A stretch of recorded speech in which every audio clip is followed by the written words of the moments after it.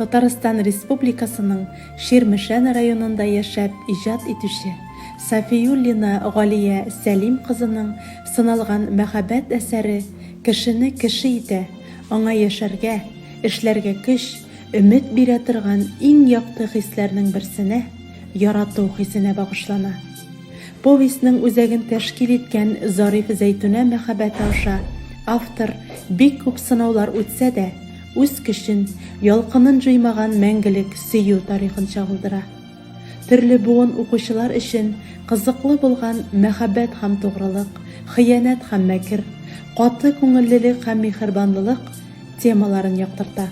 Әсәрдәге һәр кеше уңай героймы ул, яки тискәреме, бәхетле булырга һәм әлбәттә яратырга тели.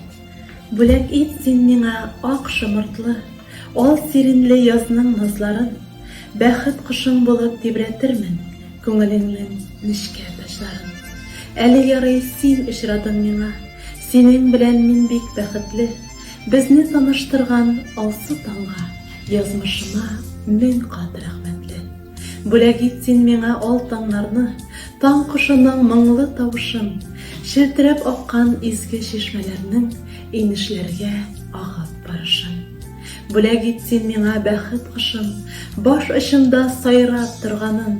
Бүләк ит син миңа бу тормышның ак төстәге бәхет урманын.